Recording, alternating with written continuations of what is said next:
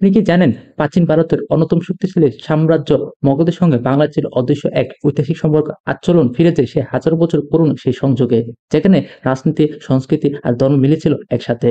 মগধ সাম্রাজ্য ছিল প্রাচীন ভারতের একটি প্রভাবশালী রাজ্য, যার স্থান করেছিল গঙ্গা নদীর তীরবর্তী অঞ্চলে, বর্তমান বিহার রাজ্যে। খ্রিস্টপূর্ব ষষ্ঠ শতক থেকে শুরু করে মৌর্য গুপ্ত সাম্রাজ্যের সময়ে মগধ ছিল উপমহাদেশের রাজনৈতিক, ধর্মীয় ও সাংস্কৃতিক কেন্দ্র। বাংলার সঙ্গে এই সাম্রাজ্য সংযোগ ছিল বহুমাত্রিক। প্রথমত ভৌগোলিক নৈকট্যই দুই অঞ্চলের মধ্যে প্রাকৃতিক ও বাণিজ্যিক সংযোগ গড়ে তোলে। গঙ্গা নদী ছিল এই সংযোগের প্রধান মাধ্যম, যা দিয়ে বাণিজ্য, যাত্রা ও সাংস্কৃতিক বিনিময় হতো। মগধের রাজধানী পাটলিপুত্র থেকে বঙ্গদেশে সনাতন ধর্ম, বৌদ্ধ ধর্ম ও জৈন ধর্মের প্রভাব ছড়িয়ে পড়ে। দ্বিতীয়ত মগধ রাজা যেমন বিম্বিসার, অজাতশত্রু কিংবা চন্দ্রগুপ্ত মৌর্য বাংলাকে তাদের প্রবাদীন অঞ্চলের অংশ হিসেবে দেখতেন। ঐতিহাসিক দলিলপত্রে দেখাতে বাংলার অনেক স্থান মগধের করদ রাজ্য হিসেবে শাসিত হতো।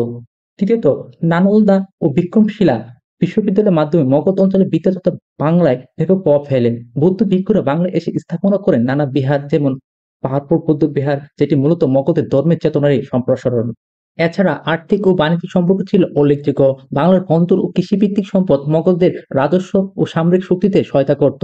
বাংলার কারিগরি দক্ষতা, যেমন বস্ত্র, মৃৎশিল্প ও ধাতব কাজ মগধে রপ্তানি হতো।